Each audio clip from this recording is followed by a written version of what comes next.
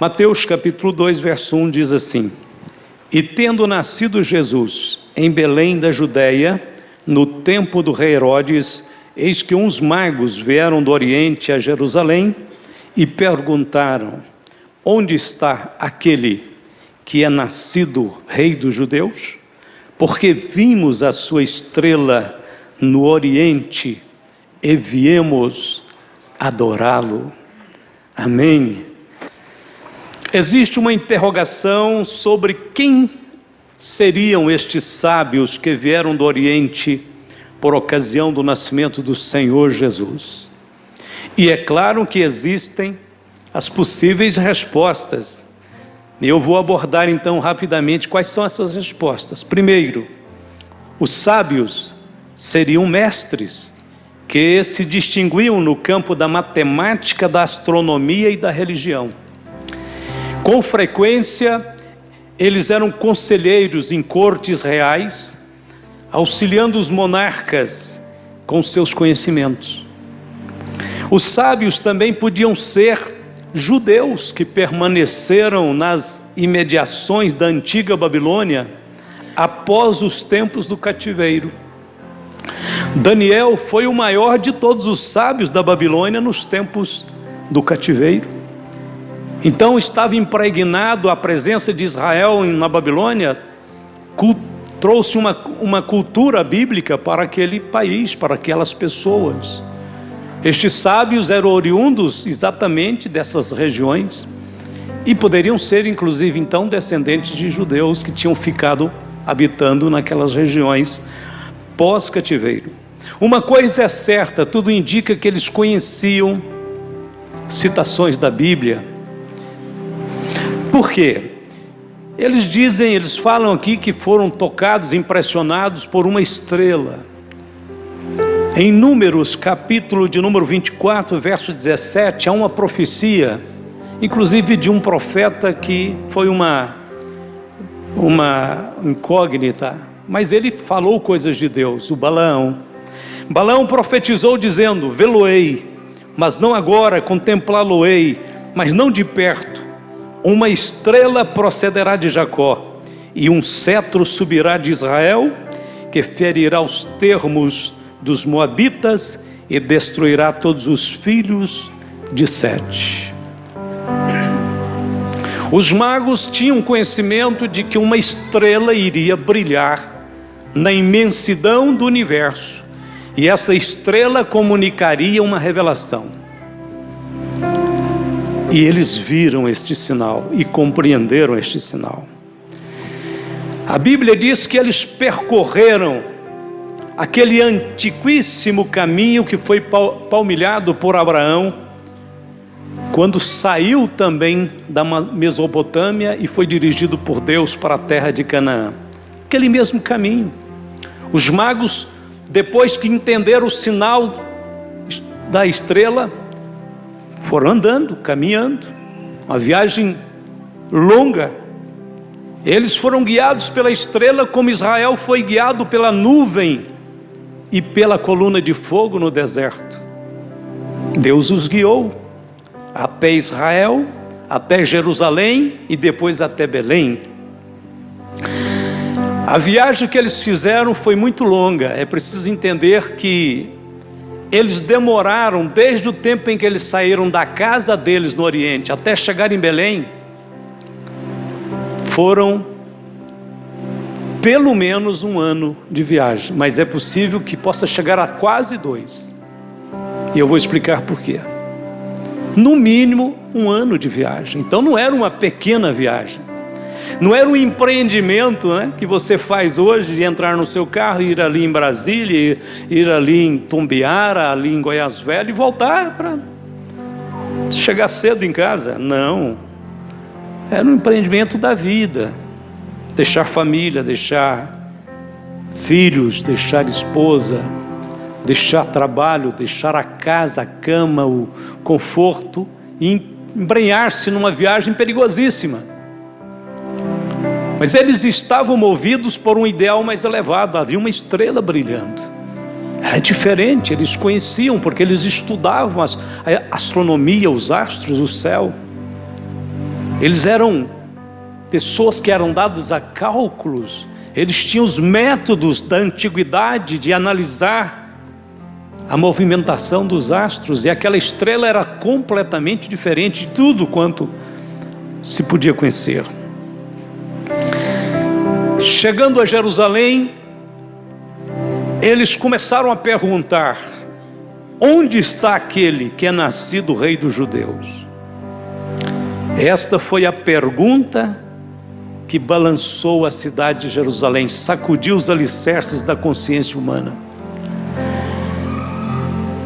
Eles acreditavam que aquele fato do nascimento do rei era tão notório, era tão evidente, que eles deduzem que todos já deviam saber.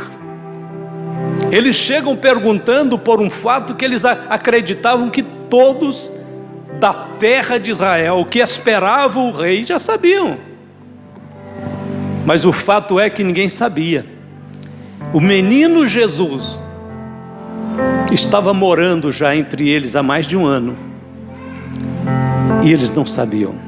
O menino rei, o menino Deus.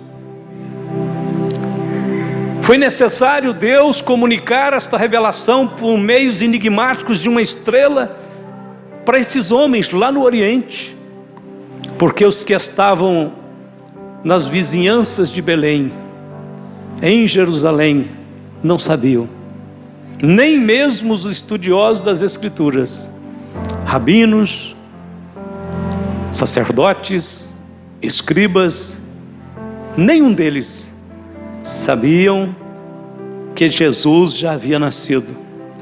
Quando eles então perguntam: onde está aquele que é nascido rei dos judeus?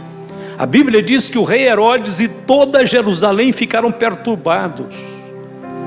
É interessante que o príncipe da paz chegou não para trazer perturbação, chegou para trazer paz.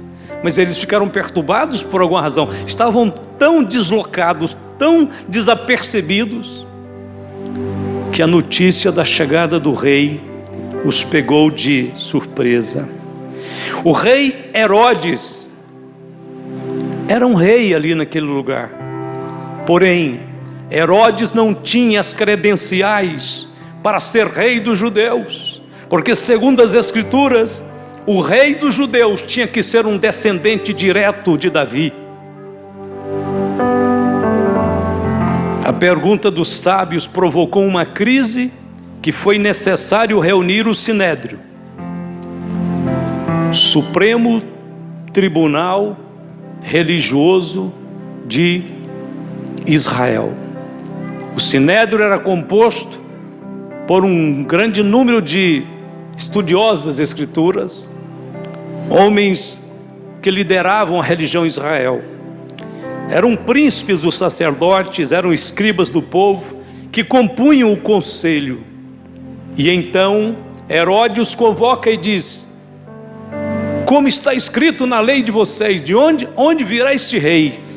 Quais são as informações que nós podemos ter sobre ele? E por incrível que pareça, aí eles começaram a lembrar das profecias. E os sábios e os príncipes e os sacerdotes disseram para Herodes: Herodes, de fato, o Messias, o rei de Israel, deverá nascer na cidade de Belém, porque está escrito no profeta: e tu, Belém Efrata, posto que pequena entre milhares de Judá, de ti me sairá o que será senhor em Israel, e cujas origens são desde os tempos antigos, desde os dias da eternidade. A profecia de Miqueias, que também foi proferida quase na época das profecias de Isaías, combina com o que Isaías tinha dito, quando Isaías disse: porque um menino nos nasceu, um filho se nos deu, e o seu nome será Conselheiro, Deus Forte, Maravilhoso, Pai da eternidade. Embora sendo filho, na encarnação, na sua existência, na sua essência, ele tem a existência eterna. Ele é o Pai da eternidade.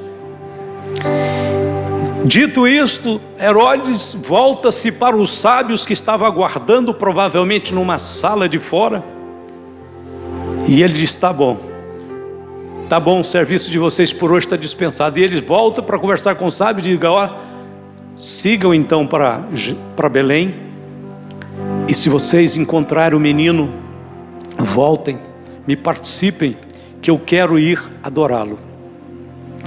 Os sábios, atendendo todas a etiqueta da política, dos magistrados, dos magnatários, agradece Herodes o rei, despede dele e segue numa pequena viagem. Quem fez uma viagem de mais de um ano, agora só falta um pequeno trecho de 6 quilômetros. De Jerusalém a Belém são 6 quilômetros. E a Bíblia diz que saindo da casa de Herodes, indo pela estrada, a estrela brilhou novamente, indicando que eles estavam no rumo certo. Eles seguiram a estrela guiou eles, chegou na cidade, guiou eles até uma certa casa e parou. Quando ela parou, indicando que eles tinham chegado no lugar, para quem gosta de GPS, esse é o GPS mais perfeito que tem, é o GPS celestial, imagina. A estrela mostrou para eles: você está de frente à casa.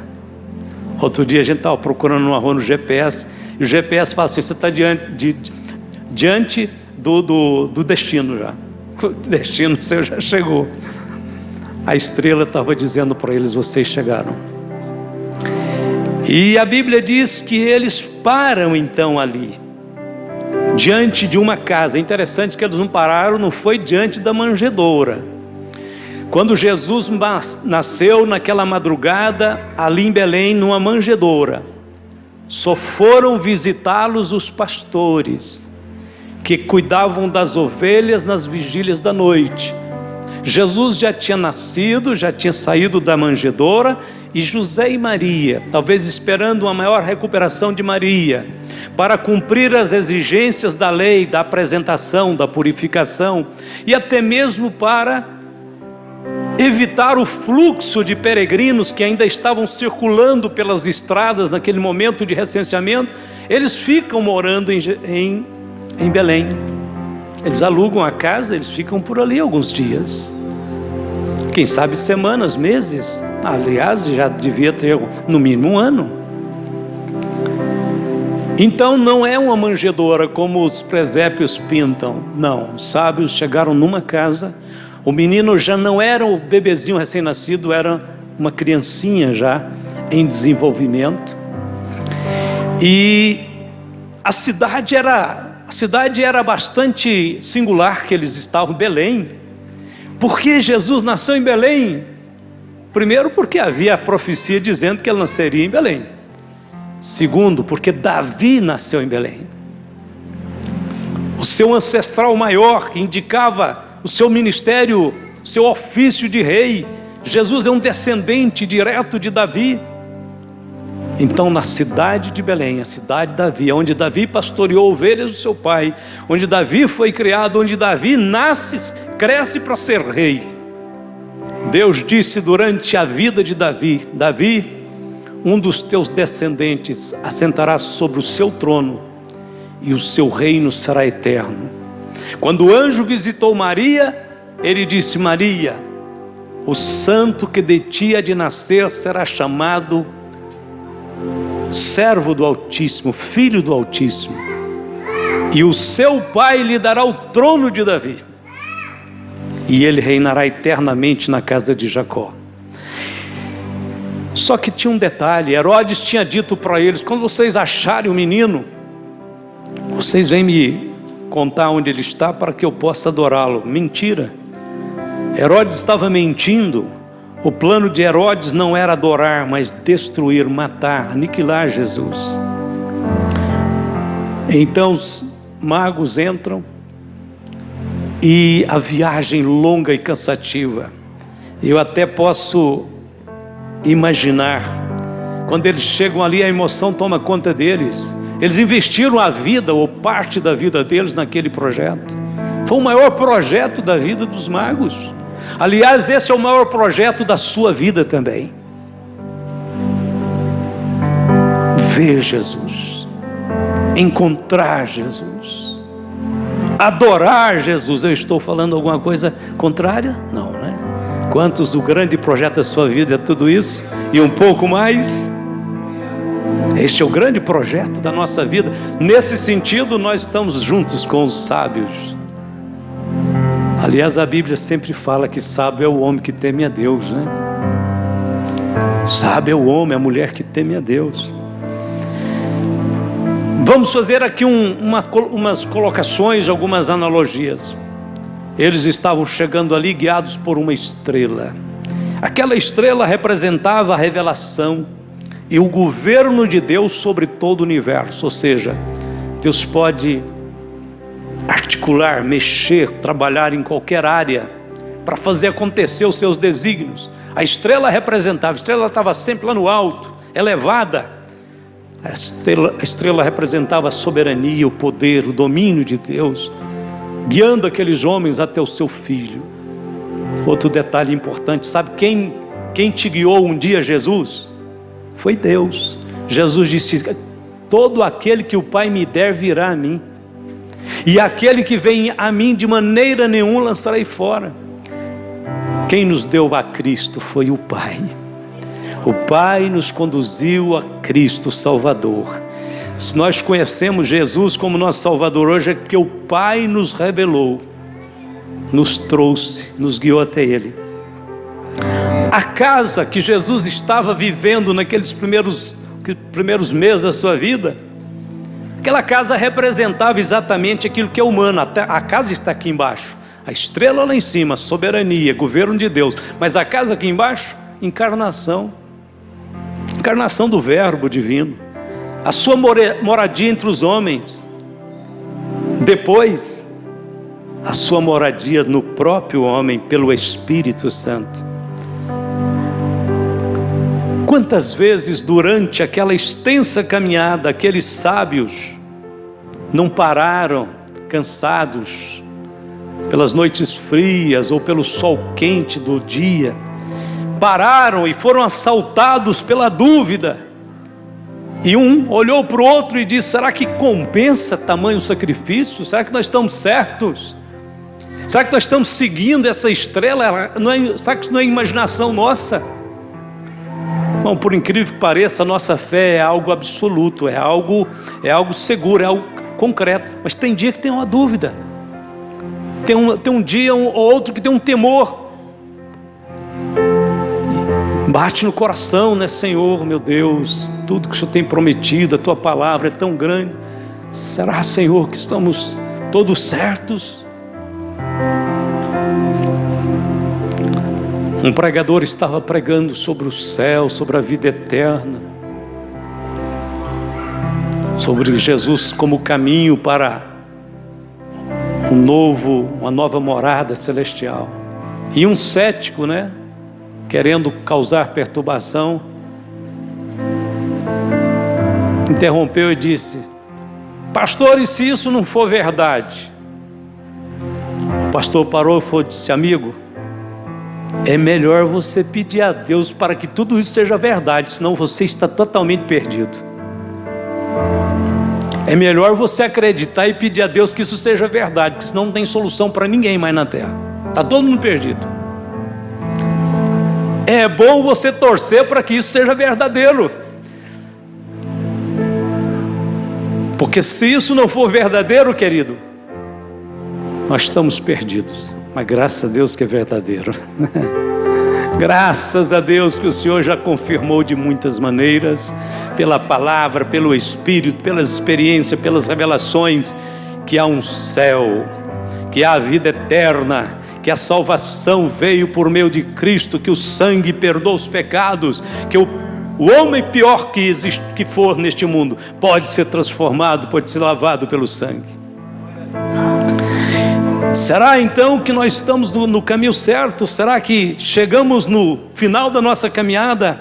Vamos realmente encontrar o que nessa casa agora? Quem? Não obstante todas as dúvidas e o grande sacrifício, eles adentraram para dentro daquela casa. Eram homens ilustres. Deve ter sido recebido por José, que era um carpinteiro humilde, de forma muito tímida, né? Senhores, sou digno que vocês entrem em nossa casa, por favor, entrem. De onde vocês vieram? O que vocês querem? Senhor, nós viemos guiados por uma estrela que está no céu. Nós tivemos uma revelação de que aqui está um rei. Aqui está um rei nessa casa.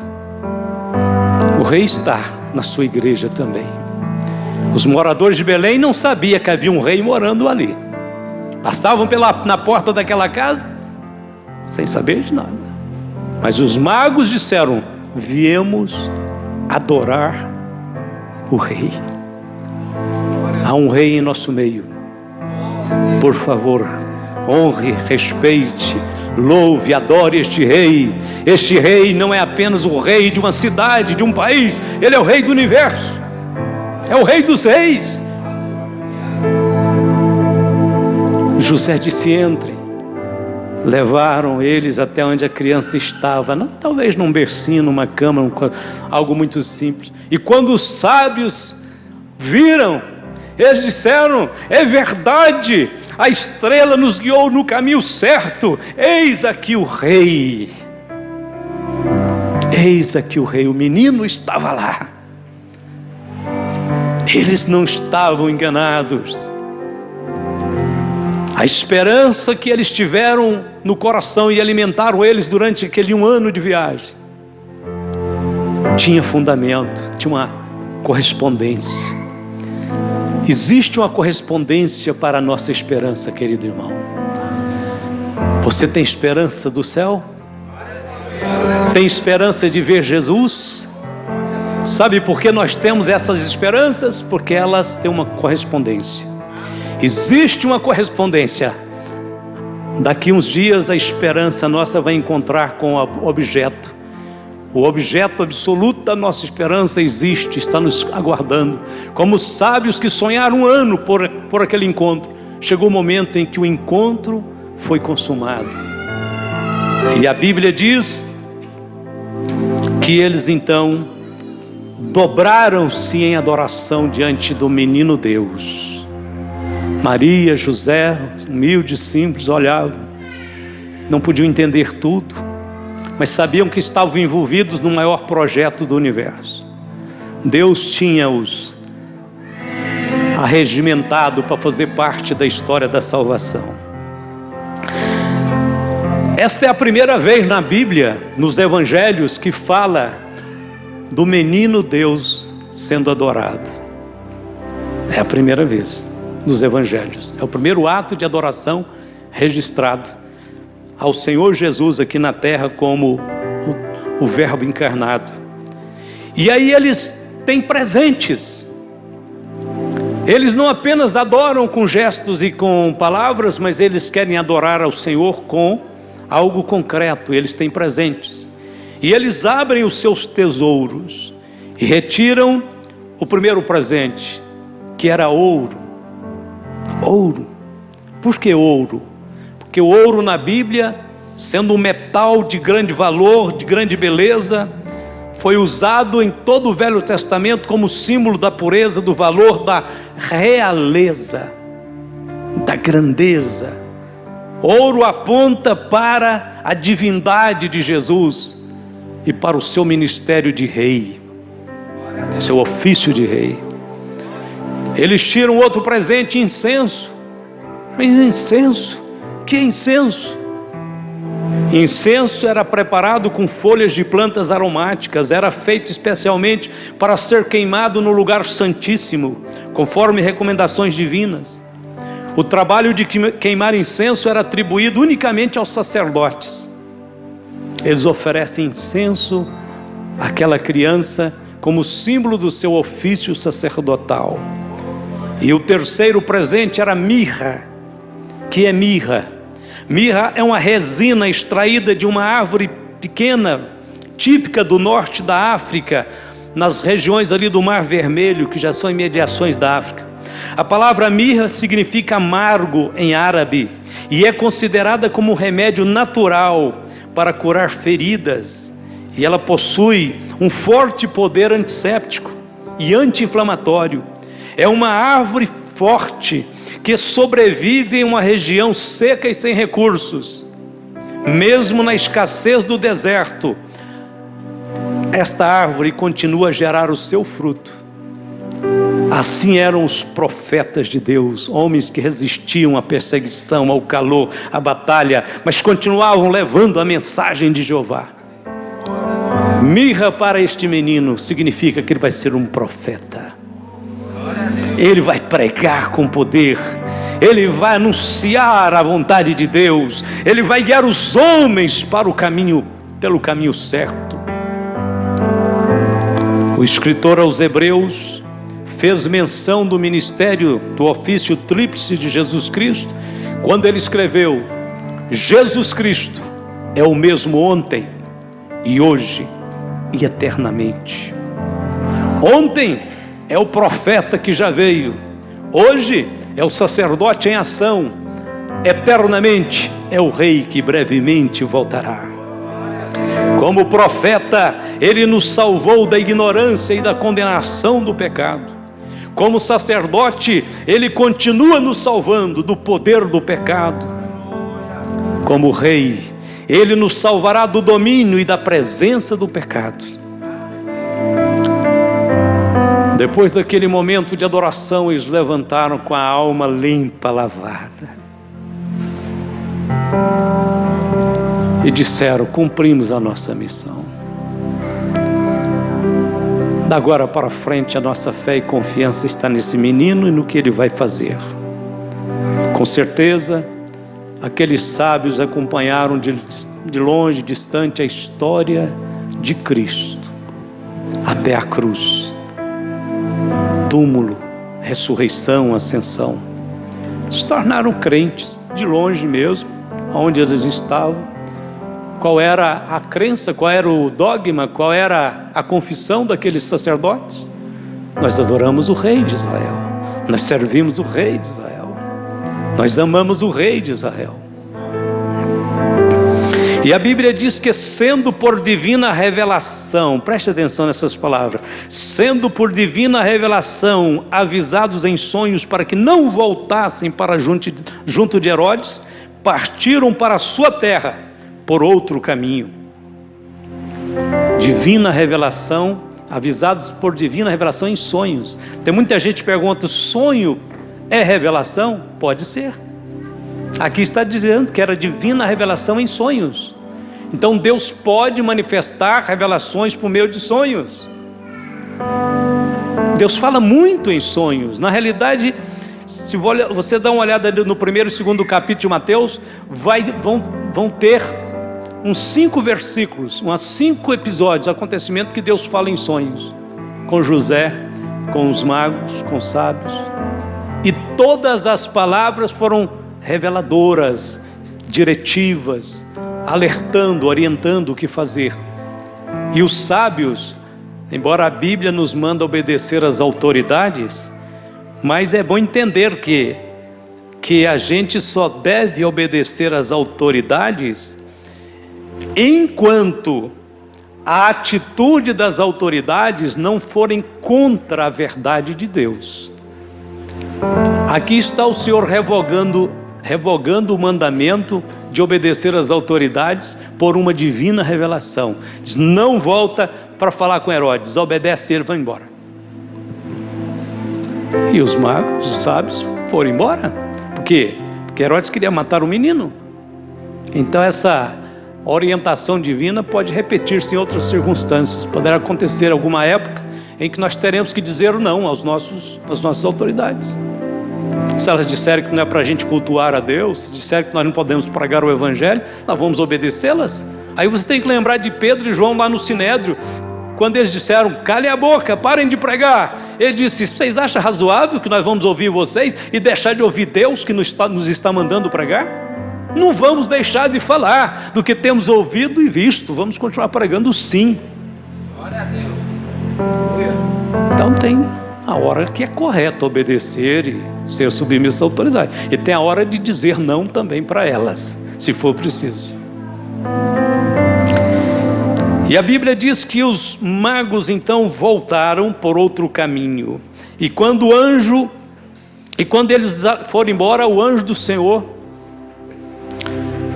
apareceu novamente em sonhos para José, porque estas mesmas horas Herodes estava descobrindo que foi iludido, e Herodes, irado com raiva, disseram: olha, pelo tempo que eles disseram que viajaram, que a estrela apareceu, que eles chegaram aqui, esta criança tem que estar com menos de 2 anos, no máximo 2 anos. Olha o tempo então, veja como os tempos, a Bíblia vai dando uma coerência para a gente.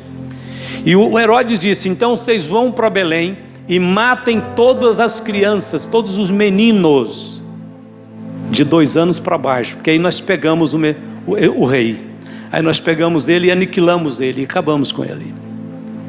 Que coisa, né, irmãos? Satanás acha que pode impedir o plano de Deus. Ele apenas acha, enganador e enganado por si próprio. E aí Herodes está mandando então a comissão ir de soldados matar as criancinhas para que aniquilasse, pegasse o menino Jesus. O Senhor manda novamente uma revelação para José naquela noite. Um anjo aparece para ele numa divina revelação em sonhos e diz: toma o menino e a sua mãe e vai para o Egito. Olha a expressão do anjo, depois você lê lá, diz assim: toma o menino, porque José era só o tutor, né? Não era o pai daquele menino, era o tutor. Toma o menino e a sua mãe e vai para o Egito. E a Bíblia diz que naquela mesma noite, o texto dá a entender isso, que naquela mesma noite José pegou a Maria e Jesus e foram embora para o Egito. Eu fico impressionado, é a atenção de José, a obediência de José ao Senhor, bem diferente de Ló. Quando anjos foram falar para Ló que tinha que sair de Sodoma, Ló ficou enrolando, Ló ficou adiando, e enquanto os anjos agarrou ele pelas mãos, com as filhas, com a esposa, e disse: vamos sair daqui, porque Deus vai mandar juízo sobre este lugar. Ele não saiu. José saiu imediatamente e seguiu viagem para o Egito. Estava explicado porque os magos vieram de tão longe trazendo ouro para Jesus. Sabe por quê? É porque Jesus ia cuidar dos seus pais no Egito através daqueles presentes. Um deles era o ouro, que certamente daria sobrevivência para os Maria, José e Jesus lá no Egito. Eles ficariam pouco tempo no Egito, não ficaria muito tempo, mas ficaria alguns meses. A história conta, Joséfo conta que poucos meses depois, o Herodes morreu de uma doença horrível, chamada de hidropsia, aliada a uma gangrena e a uma enfermidade fulminante. Morreu na cidade de Jericó com 70 anos de idade. Depois que ele morreu, novamente Deus envia uma revelação em sonhos de novo para José, onde um anjo do Senhor aparece e diz: olha, morto, diz a Bíblia, morto porém Herodes, eis que o anjo do Senhor apareceu no sonho a José no Egito, dizendo: levanta-te, toma o menino e sua mãe, e vai para a terra de Israel, porque já estão mortos que procuravam a morte do menino. E a Bíblia diz que José e Maria seguem de volta, mas novamente outra revelação em sonhos, diz assim: ouvindo que Arquelau reinava na Judéia em lugar de Herodes, seu pai, receou ir para lá, mas avisado em sonhos por divina revelação, foi para as regiões da Galileia, e chegou e habitou numa cidade chamada Nazaré, para que se cumprisse o que fora dito pelos profetas: ele será chamado Nazareno. Então fica aqui uma indicação de que Deus pode falar em sonhos conosco. Aliás, não foi só com José que Deus falou em sonhos, né? Que Deus falou em sonhos. Deus falou em sonho com José do Egito, Deus falou em sonho com o Faraó, Deus falou em sonho com Nabucodonosor, e muitos outros. Mas vamos fazer uma conclusão aqui agora. José segue para Nazaré. Parece que Mateus, que escreveu o Evangelho, desconhecia um pouco da história de José e Maria, que de fato viviam em Nazaré na ocasião em que Maria recebeu o anúncio do nascimento de Cristo. Então ele diz assim: e foi morar em Nazaré, cidade chamada, e habitou numa cidade chamada Nazaré, para que se cumprisse o que fora dito pelos profetas: ele será chamado Nazareno. Eu quero encerrar só com esse esclarecimento aqui. Não tem nenhum versículo na Bíblia diretamente dizendo que ele seria chamado Nazareno por estar habitando em Nazaré. Interessante isso. Alguém fala assim: mas está escrito, Mateus disse que para que se cumprisse o que fora dito pelos profetas. Eu explico, é que a palavra Nazaré, o nome Nazaré, significa ramo, galho, pequeno broto. Entende? Então, os profetas de Deus, Isaías, Jeremias, Zacarias, todos profetizaram que haveria um renovo que brotaria do tronco de Jessé. Essa é uma profecia de Isaías. E este renovo traria esperança para a humanidade. Zacarias, por exemplo, ele disse a seguinte palavra: ouve, pois, Josué, sumo sacerdote, tu e teus companheiros que se assentam diante de ti, porque são homens portentosos, eis que eu farei o meu servo, o renovo. Esta palavra renovo, então, vem da palavra Nazaré.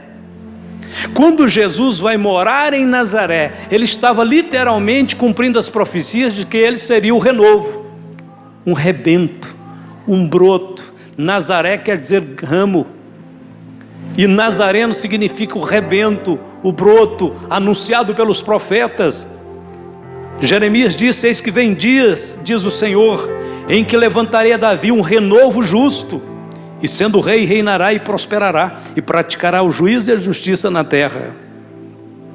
Mas este fato de Jesus ter ido morar em Nazaré também rendeu algumas coisas negativas, porque Nazaré era uma das cidades mais inexpressivas, mais insignificantes de Israel.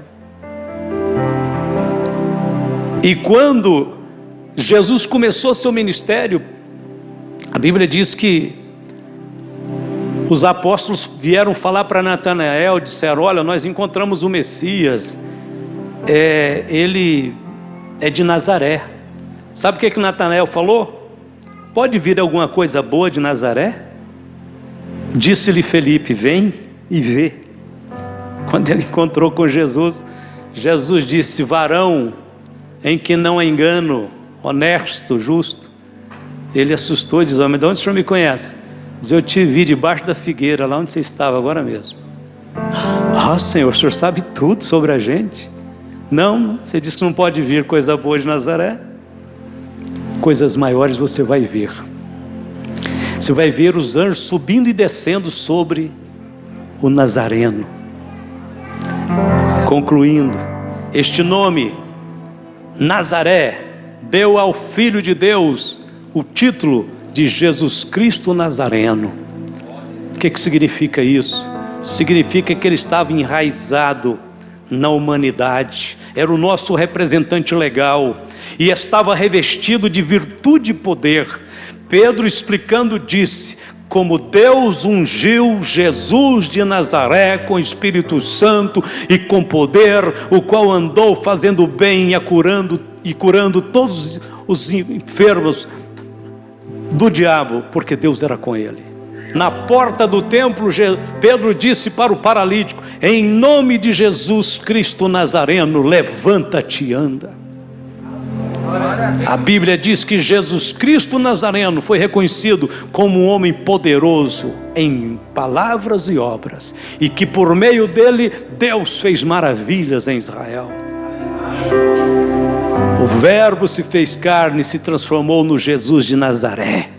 O Jesus de Nazaré foi conduzindo a obra, o reino de Deus, e foi à cruz, morreu por nós, sepultado e ressuscitado, ascendeu aos céus e está à direita do Pai, e em brevemente voltará de lá para buscar um povo remido, lavado pelo seu sangue aqui na terra. Enquanto isso, nós adoramos o Jesus de Nazaré, cantamos e glorificamos seu nome, porque não há fora dele, em lugar nenhum, em nenhuma outra pessoa, salvação e vida eterna, só nele. Você está feliz porque Jesus de Nazaré é o nosso Senhor, nosso Rei, nosso Salvador. Vamos ficar de pé nesse instante. Querido Pai, nosso Deus, nós te adoramos nessa noite.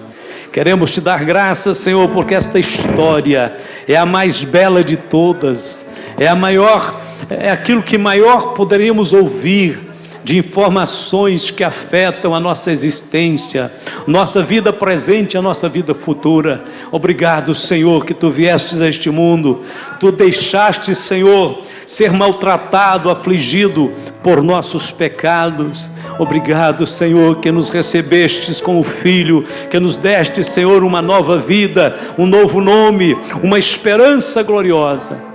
Oh, louvado seja o teu nome, louvado seja o teu nome. Eu não só tenho um detalhe para terminar, é que não apenas os sábios viram a estrela dele brilhar no céu. No livro do Apocalipse diz que ele é a própria estrela, a resplandecente e gloriosa estrela da manhã. Ele é a própria estrela. Hoje muitos dizem que a estrela da manhã é o planeta Júpiter, aquela que brilha. Até de dia você vê ela brilhando. Não, Jesus é muito mais do que isso. Na realidade isso é uma metáfora. Ele é o sol da justiça. Maior do que todas as estrelas, ele é o sol da justiça. Ele é o escolhido dentre os milhares, aquele que vem trazendo salvação em suas asas.